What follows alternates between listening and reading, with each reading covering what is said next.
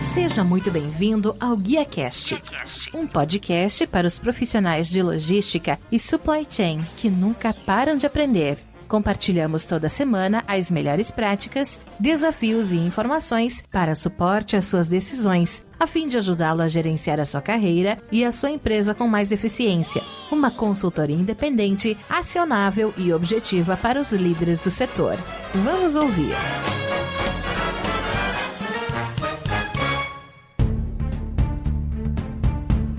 Olá, que tal? Tudo bem? Eu sou o Rodil Sensível e recebemos hoje no GuiaCast Thiago Lechuga, diretor de análise de dados e inovação tecnológica América do Sul na Ambev. O Thiago ele tem mais de 15 anos de carreira, é mestre em ciência da computação pela Universidade Estadual de Campinas, São Paulo, pesquisador visitante da Universidade de Western em Ontário, Canadá, participou do programa de líderes em tecnologia pelo Instituto de Tecnologia da Geórgia e MBA em programa executivo pela INSPER. Sem falar que no perfil do Thiago ainda diz que ele é hacker, surfista, ciclista e paraquedista, além de solucionador de problemas profissional e bebedor de cerveja original. Thiago, seja muito bem-vindo ao GuiaCast. Muito obrigado por abrir um espaço na sua agenda e me ajudar a fazer mais um episódio. Imagina, eu que agradeço aí pelo convite. Estou muito feliz aqui de participar.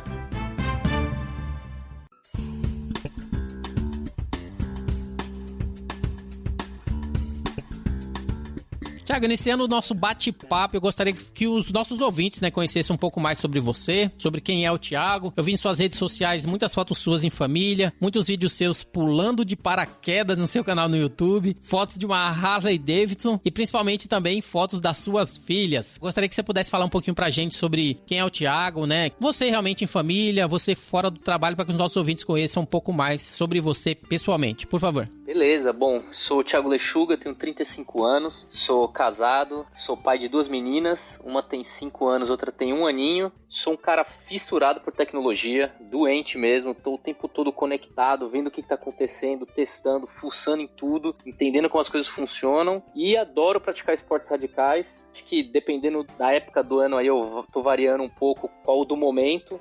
Sou paraquedista também, adoro, é uma das minhas paixões. Mas no momento tô focando aí no mountain bike, então eu sou o cara que domingo aí tá sempre pedalando por aí. Cara radical mesmo, né? Eu gosto e pra quem é de tecnologia é bom desestressar um pouquinho aí, pensar em outras coisas de vez em quando. Você fez faculdade de ciência da computação na faculdade Rui Barbosa em 2003. Ou seja, desde o início, que foi a sua primeira escolha de faculdade, você já tinha interesse em trabalhar com computação ou com TI. Gostaria que você pudesse falar um pouquinho pra gente como é que começou o seu início profissional, início esse que culminou na sua primeira experiência em 2004. Como é que foi esse início para você em computação e em TI? Acho que desde sempre eu sabia que eu queria trabalhar com tecnologia. Como eu falei, eu sou doente por tecnologia, eu gosto muito, é um negócio que eu tenho uma paixão mesmo, mas eu não sabia muito o que eu queria fazer em tecnologia. Então a primeira decisão que eu tomei foi, tá bom, vou estudar tecnologia, vou fazer uma faculdade de ciência da computação. Eu entrei na faculdade, com o tempo fui descobrindo, o que eu gostava mais da área, o que eu gostava menos da área, e quando foi ali, acho que no segundo ano de faculdade, eu já falei assim, bom, quero trabalhar com programação. E aí comecei a procurar emprego, acabei começando, na verdade, como suporte, Eu era aquele cara ali, quando você tinha um problema de internet, ligava pra ele pra reclamar, então eu atendia ali, entendia o que estava acontecendo na sua internet, explicava. E aí nessa mesma empresa, com o tempo, eu fui avisando meu chefe ali que eu queria trabalhar com programação, eles tinham uma área de desenvolvimento, e aí que eu comecei minha carreira como dev, Comecei como suporte, fui pra desenvolvedor, foi mais ou menos assim o comecinho aí da jornada. E como é que foi o desenrolar da sua trajetória profissional até o cargo que você ocupa hoje? Você entrou na Compus em 2004, depois passou pela UFBA, que é a Universidade Federal da Bahia, For Linux, depois trabalhou na Tíbico Software. Como é que essa trajetória te preparou para a posição que você está hoje aí na Ambev? Bom, então acho que a minha carreira ela foi acontecendo, Eu nunca planejei estar na função que eu tô hoje. Na verdade, eu nunca pensei que algum dia eu ia estar numa função de gestão. Quando eu comecei a carreira ali, eu queria era trabalhar com desenvolvimento. Era isso que eu era apaixonado, era isso que eu estava afim. E fui me descobrindo ao passar dos anos. Eu comecei no desenvolvimento, aí do desenvolvimento eu fui para um desenvolvimento mais ali de novas tecnologias, com pesquisa. Aí disso eu fui migrando para o suporte, até a hora que veio aqui na Ambev e falou assim, cara, você não quer trabalhar como um gerente de projeto? E aí fui para gerente de projetos, e aí dentro da Ambev que eu fui evoluindo, Fui para gerente de time até chegar num cargo de diretor. Então, no meu próprio time ali hoje, as pessoas costumam perguntar muito assim, Pô, eu devo seguir uma coisa mais técnica ou devo seguir uma carreira mais gestão? E o que eu acabo falando para eles é,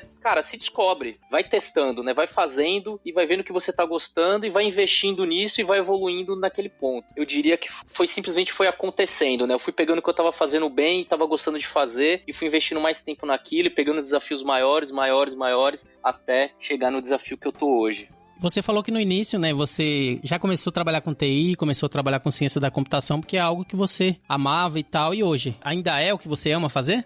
Ah, sem dúvida. Eu não tenho a menor dúvida que eu gosto muito de tecnologia e é onde eu quero estar próximo durante toda a minha carreira. E é onde eu gasto meu tempo nas horas vagas, na hora de trabalho. Eu não tenho a menor dúvida que é o que me dá ânimo e vontade mesmo de trabalhar, é a tecnologia, é o que eu gosto de fazer. Tiago, falando um pouquinho da sua posição atual, né, que você falou na Ambev, diretor de análise de dados e inovação tecnológica América do Sul. Eu gostaria que você pudesse falar um pouquinho pra gente, né, que tipo de atividades que faz parte do seu escopo de trabalho diários, associado, né, como você deixou bem claro, né, sendo um solucionador de problemas profissional e bebedor de cerveja, né, o que tudo isso, né, que se junta para que você faça o seu trabalho e traga os resultados dentro da empresa como um diretor, né, associado à inovação e tecnologia. Não tem coisa melhor do que resolver problema para permitir que todo mundo possa tomar sua cervejinha. Exato.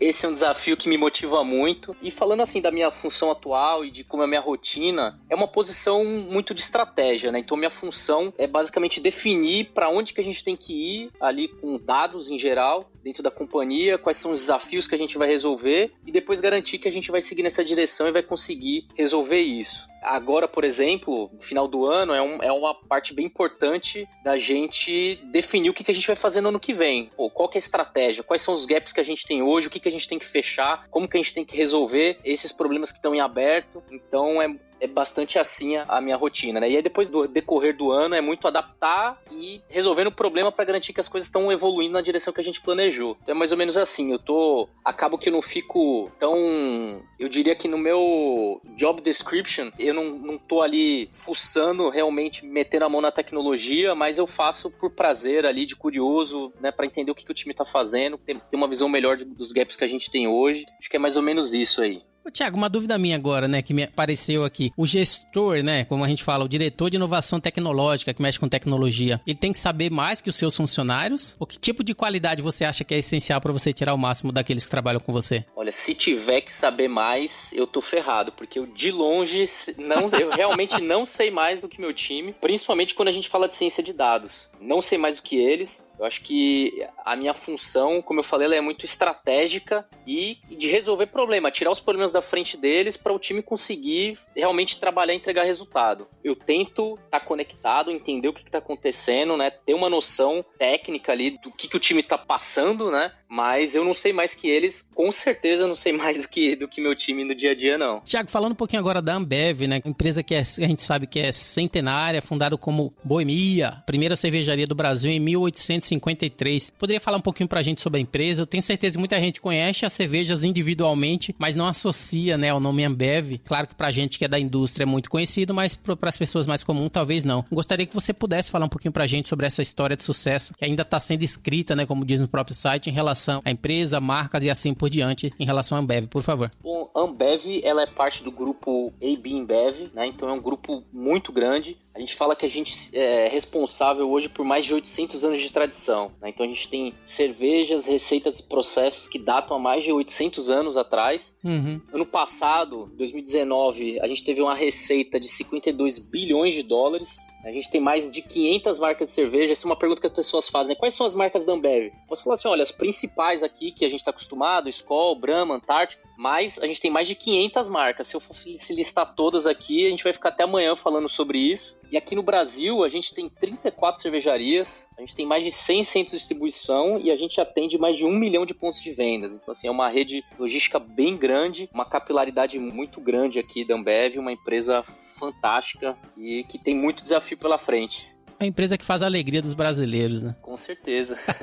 Ô, Tiago, pra gente falar um pouquinho sobre o nosso tema principal, que é Supply Chain Analytics, uma jornada de dados do campo ao copo. né? Você tem trazido aí inúmeras soluções em relação às necessidades que a Ambev ela busca, principalmente como você falou, a empresa centenária, uma empresa que visa bastante tecnologia, uma empresa que, conforme eu vi no site, né, tá construindo uma história meio que diariamente há bastante tempo. Eu gostaria que você pudesse falar um pouquinho pra gente, né, em relação a como que tem sido essa jornada de dados na Ambev nesses seus 8 anos da empresa, né, em relação a essa parte de Supply Chain Analytics. Bom, a jornada de dados, eu diria que ela começou lá em 2015. Em 2015 a gente colocou 2 pessoas no time e começou a trabalhar com dados. Começamos a fazer piloto, algoritmos ad hoc, né? Pô, alguém tinha uma hipótese, pô, será que esse produto aqui, qual que seria o preço ideal? Ou será que isso daqui, qual que é a causa raiz desse problema? E a gente começou a fazer análise. Vamos coletar os dados, vamos fazer uma análise, vamos entender o que está acontecendo. Com isso a gente começou a ganhar confiança, né, do business. As pessoas começaram a entender o potencial que a área tinha, e aí a gente foi evoluindo. Em 2016 já tinham 10 pessoas, 2017 já tinham 20 pessoas, e aí a gente começou a se profissionalizar. Tá bom, agora a gente precisa de uma plataforma de dados, a gente precisa de processos mais bem definidos, e começamos a investir nisso. E aí quando foi ali 2018 para 2019, que aí começou o boom da área, né? A gente saiu de 27 pessoas para 51 pessoas,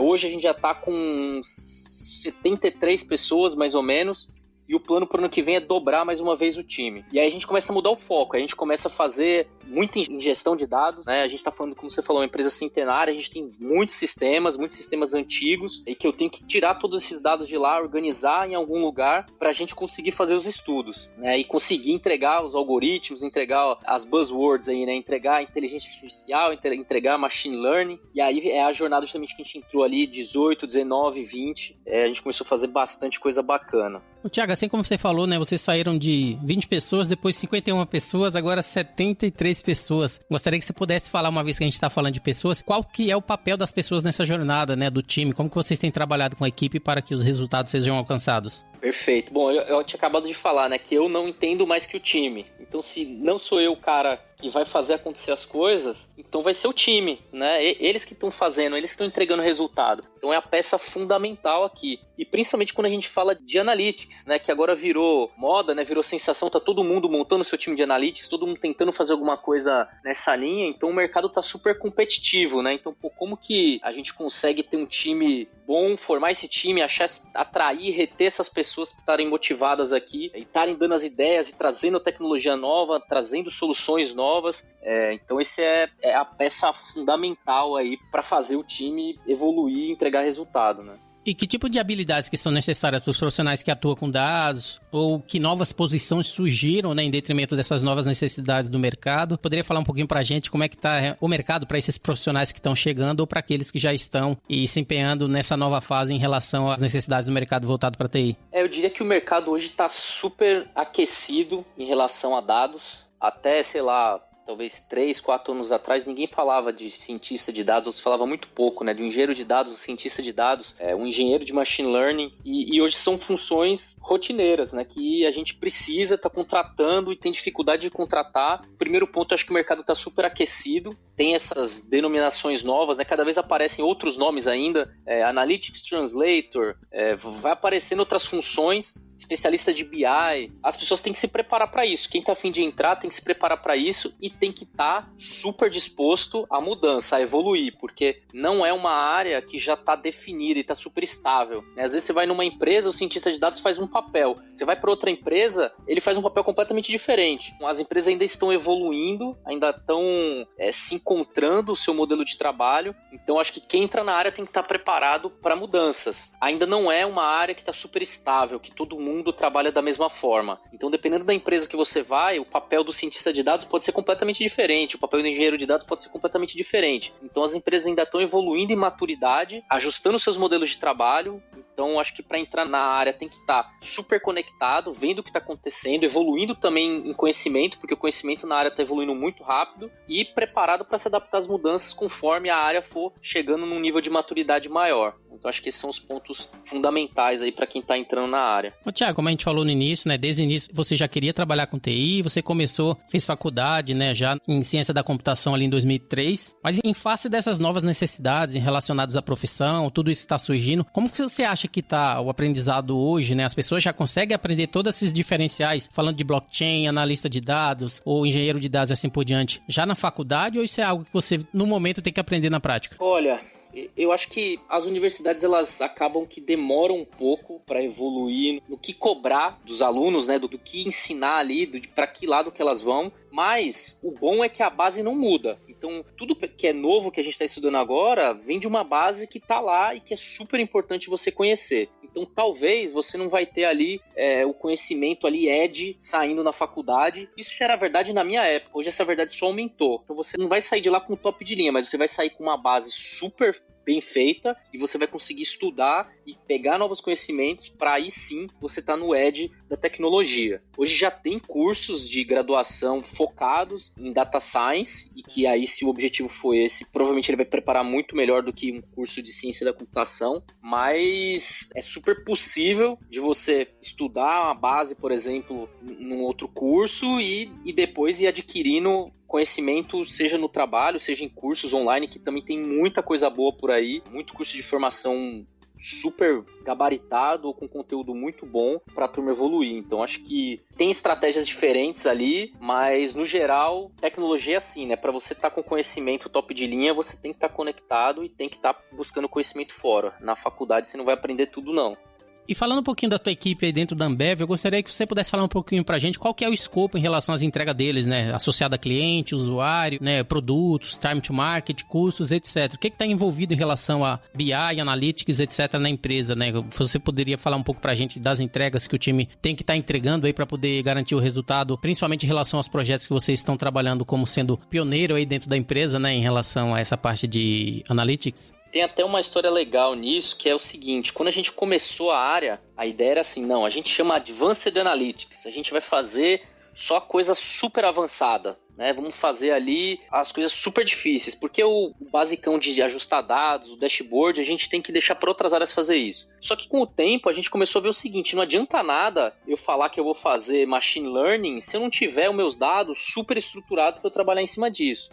Então, com o tempo, a gente foi migrando e hoje a gente é responsável de ponta a ponta. Então, de tirar o dado lá do sistema fonte, a estruturar ele no data lake, a fazer análises mais básicas, a fazer visualização, até lá o machine learning, a gente faz. Então, hoje o time é responsável por tudo, inclusive é responsável por fazer self-service, para dar ferramentas para que outras pessoas também possam fazer, caso elas queiram fazer análises mais avançadas. Então hoje a gente abraça de tudo e a gente atende todas as áreas. O time de tecnologia lá, a gente divide ele por torres de negócios, né? Então a gente tem um time, dentro do time de analytics, a gente tem pessoas que atendem logística, tem pessoas que atendem vendas, marketing, jurídico. Então a gente atende de todas as áreas também dentro da Ambev, a gente tem projetos com praticamente a companhia toda. Falando um pouquinho agora, né, a gente falou de várias ferramentas, né, nesse nosso bate-papo, Machine Learning, RPA, Data Lake, Blockchain, etc.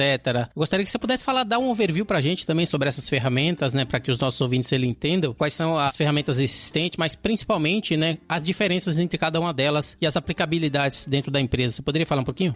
Bom, então, eu vou falar de uma maneira bem simplista, né, e bem focada em como a gente trabalha aqui hoje. Tem vários tipos de ferramentas, vários fornecedores distintos, modelos de trabalho. Então, eu vou falar de um jeito aqui mais para dar uma visão geral e dar um empurrão inicial para quem quiser pesquisar mais coisas. Bom, a gente usa bastante ferramentas da Microsoft aqui, a gente tem uma parceria bem forte com eles. A primeira etapa aqui do nosso processo é toda a etapa de coletar os dados do sistema de origem, processar esses dados, e aí a gente usa bastante o Data Factory. Aí depois vem a segunda camada de dados ali, que a gente armazena e organiza esses dados no nosso Data Lake, que a gente usa o Azure Data Lake Storage. E aí vem a terceira camada, quando a gente fala, aí a gente já está falando de processamento e algoritmos, que a gente usa bastante o Databricks e Python para fazer os algoritmos. Depois tem a camada de visualização e de self-service BI. E aí a gente usa bastante Power BI e Metabase. Então, de forma bem rasa e bem simplista, as principais ferramentas que a gente usa para entregar aí são essas. Como você sabe, né, um tempo atrás eu conversei com o Mário, né, que é seu gerente aí de análise de dados da Ambev. Ele tinha me falado sobre um projeto bem bacana que você estava usando o algoritmo que realiza a predição de acidentes dentro da cervejaria, que foi um projeto que vocês iniciaram um tempo atrás. Eu gostaria que você pudesse falar um pouquinho pra gente como que tá esse projeto, né, quais são os dados atualizados hoje, né, uma vez que eu falei no início do ano, então você já tem praticamente mais esse ano aí de compilação de dados e informação. Como que tá em relação a esse projeto de predição de acidentes dentro da Ambev?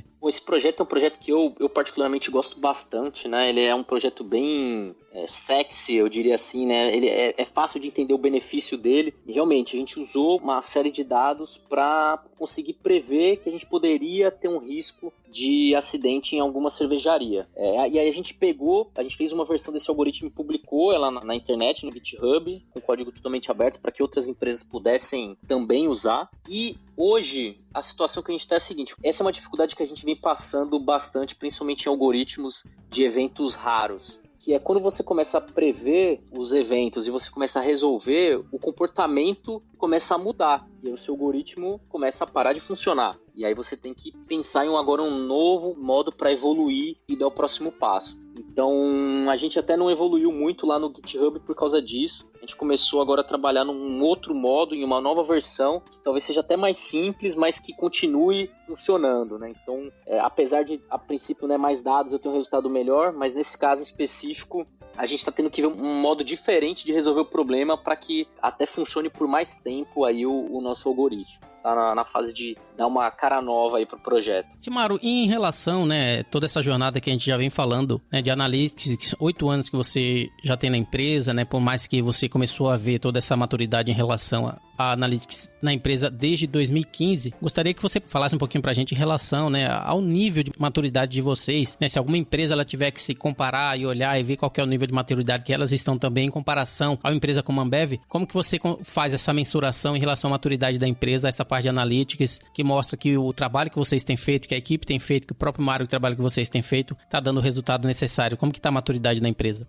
Primeiro, acho que falando empiricamente, né, vendo o que a gente vê por aí, conversando com outras empresas, fazendo benchmark, eu diria que comparado com outras empresas de bens de consumo, a gente está super avançado, assim. Eu fico bem contente com a maturidade que a gente está hoje como time, o tipo de resultado que a gente está conseguindo entregar. Porém, não é só aí que a gente quer mirar, né? A gente quer se comparar com as Big Techs. E aí, comparando com as Big Techs, tem muita coisa para a gente evoluir, e é isso que a gente está tentando fazer hoje. Até para medir isso, por exemplo, tem modelos de maturidade de dados que ajudam a gente a ter uma visão, né? Tem o DAMA, DMM, tem alguns outros modelos, e a gente usa esses modelos para entender, tá bom, o que a gente está fazendo bem, o que a gente está fazendo mal, qual é o próximo passo que a gente tem que dar ano que vem, né? Quais são os gaps que a gente tem que fechar para evoluir um pouco mais no nível de maturidade. E é exatamente esse processo que a gente está fazendo agora. Então, acho que é mais ou menos isso aí que a gente usa para se balizar. Mas, óbvio, acho que o principal é resultado, né? Quando a gente consegue fazer um trabalho legal que dá um resultado financeiro super bacana, ou esse, por exemplo, de incidentes que pode ajudar a salvar vidas, acho que isso daí também mostra bastante como a gente está evoluindo. Ô, Thiago, e dentro dessa época de Covid, né, a gente sabe que muitas empresas elas tiveram que se reinventar, elas tiveram que se preparar ou se adaptar às novas necessidades, né, mesmo que com urgência ou não, muitas delas tiveram bastante sucesso. Eu gostaria que você pudesse falar um pouquinho em relação a vocês, né, se vocês tiveram alguma coisa que vocês precisaram também focar e aprender dentro desse tipo do Covid-19 em relação à adaptabilidade, em relação à agilidade. Quais foram os aprendizados aí de vocês nesse momento? Eu acho que a primeira coisa foi a gente viver com mais força coisas que a gente já sabia. Então, por exemplo, a gente já sabia que não adianta eu fazer um plano longo, né? Me planejar para 3 anos, minimamente detalhado, porque, cara, eu não sei o que vai acontecer amanhã, as coisas vão mudar no dia seguinte, então eu tenho que ter um modo diferente de fazer estratégia, né? E a gente já estava indo para esse caminho, então quando o Covid chegou, ele só jogou isso na nossa cara. Mostrou também o trabalho de base, qual a importância do trabalho de base. A gente tinha um trabalho de base muito bem feito, a gente tinha todas as ferramentas para trabalhar, que na hora que veio mesmo o Covid, pra gente as coisas funcionaram, né? A gente tinha todas as ferramentas, tudo que a gente precisava, a rotina continuou seguindo, o impacto foi mínimo ali no time, né? E, inclusive, teve um case super legal, que foi a parte de análise de tempo de entrega, porque a gente já tinha preparado, a gente estava investindo bastante em supply chain, né, em dados e algoritmos, a gente se estruturou muito, e aí quando chegou no Covid, toda a nossa operação mudou, né? E aí alguns números começaram a ficar completamente malucos no nosso planejamento. E aí vieram com esse desafio, olha, a gente precisa ter uma visão melhor quanto tempo vai demorar eu fazer cada entrega. E aí, em pouquíssimos meses, ali em 1-2 meses, a gente conseguiu fazer esse projeto, entregar, dando um resultado fantástico. E a gente só conseguiu fazer isso porque a gente, antes do Covid, a gente trabalhou na base, a gente se estruturou e se preparou. Se a gente deixasse para fazer tudo agora, a gente não ia ter conseguido fazer isso. Então tá sendo bem bacana a gente conseguir mostrar para a empresa, né? Falar assim, pô, tá vendo tudo aquilo que a gente investiu antes, toda aquela base, é para isso. É pra gente estar preparado nesses momentos e a gente conseguir agir rápido. Então,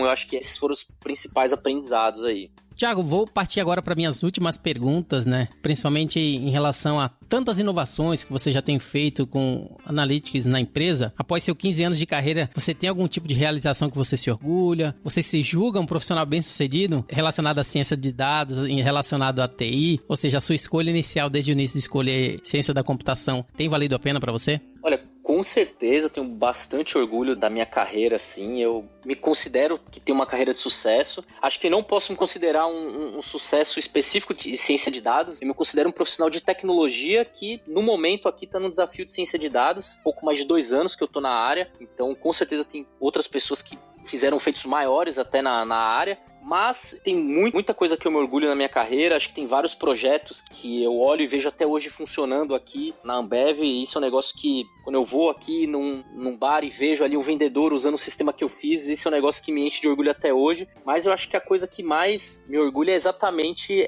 essa jornada com o Analytics, porque para mim era um desafio muito grande, era uma área que eu não tinha muito conhecimento prévio, e conseguir montar todo esse time, né, com todo esse mercado aquecido, ter um time com confiança, transparência, entregando resultado, e tudo isso com pouca referência pra gente se inspirar, né? Tinha poucos lugares pra gente ir lá e falar assim, pô, me ajuda aqui, como que você fez? Então, acho que esse foi um desafio bem grande, e hoje aqui eu vejo como a gente tá, eu fico muito feliz, fico muito orgulhoso do que foi feito. Então, considero assim uma carreira de sucesso e bastante coisa pra me orgulhar.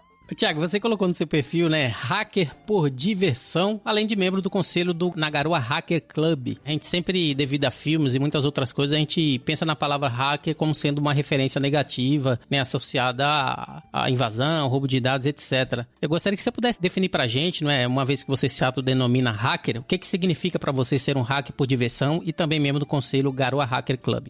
Assim, eu acho que a gente não pode deixar a palavra hacker virar uma coisa ruim, né? O hacker vem de hack, e aí a gente fala a palavra hack, life hacks, todo mundo gosta de ver os vídeos do life hacks, e não é uma coisa ruim, né? Então, pra mim, eu acho que tem super discussão aí por trás da palavra, o que ela significa, o que é, o que não é. Se for procurar os fóruns na internet aí, deve ter discussões homéricas. Mas, pra mim, um hacker é uma pessoa curiosa que gosta de entender como as coisas funcionam no nível pra ele poder mudar o jeito que ela funciona, né? É uma pessoa que ele não vive em função da tecnologia que foi entregue na mão dele ali. É o cara que molda aquilo pra funcionar de forma que resolva o problema dele. E eu diria que isso, nos dias de hoje, é uma habilidade fundamental, né? Então é um negócio que eu gosto muito de fazer, é um incentivo que as pessoas façam. E o Garoa Hacker Club que você comentou, infelizmente eu tenho ido pouco lá até, mas é um espaço em São Paulo que basicamente é uma comunidade ali de trocas de ideias e de estudo de tecnologia, super bacana, pessoas super legais também. Então sempre que preciso de ajuda ali para resolver um negócio difícil, eu vou lá procurar,